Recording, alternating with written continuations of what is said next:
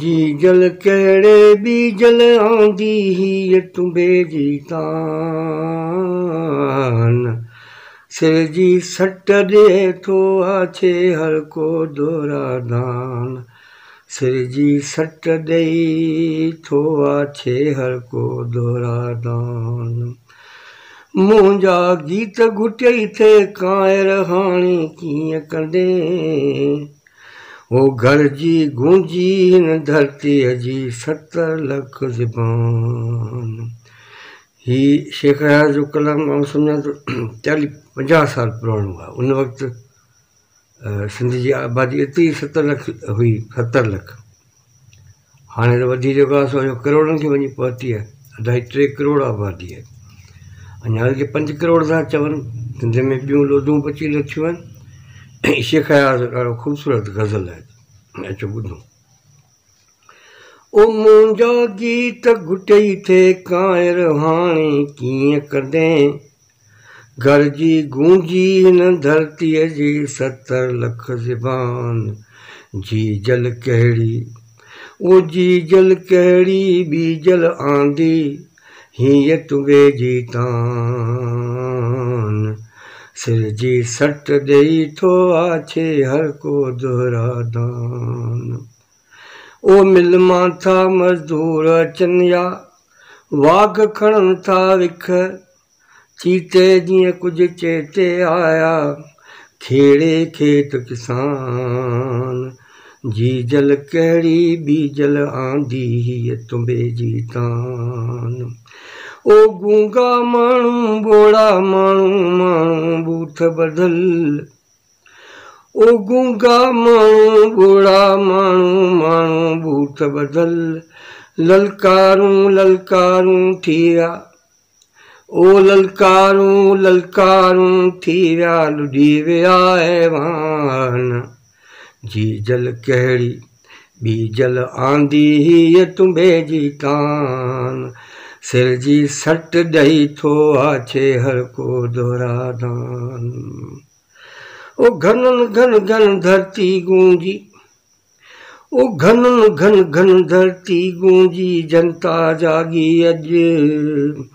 ओ धनन धनन धन धिंग पिया आज़ादीअ जो ऐलान धनन धनन धन ओ धनन धनन धन धिंग पिया कनि आज़ादी ऐलान जी जल कहिड़ी ॿी जल आंदी हीअ तुंबे जी तान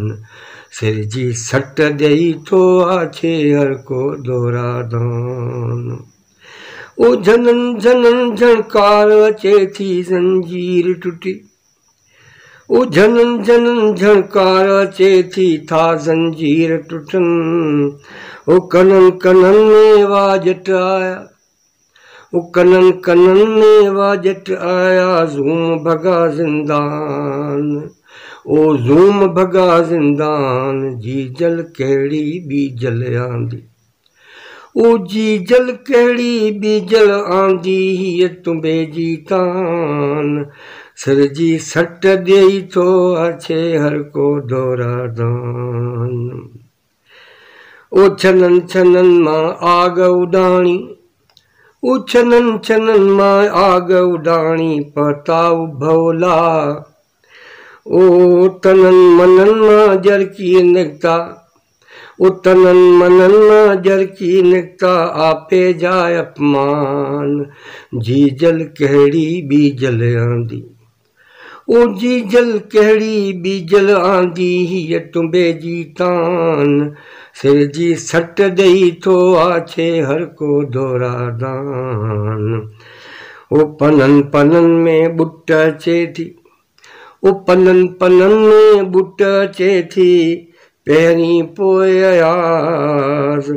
बनन बनन खे धूंधाड़नि था बनन बनन खे धूंधाड़नि था तेज़ीअ सां तूफ़ान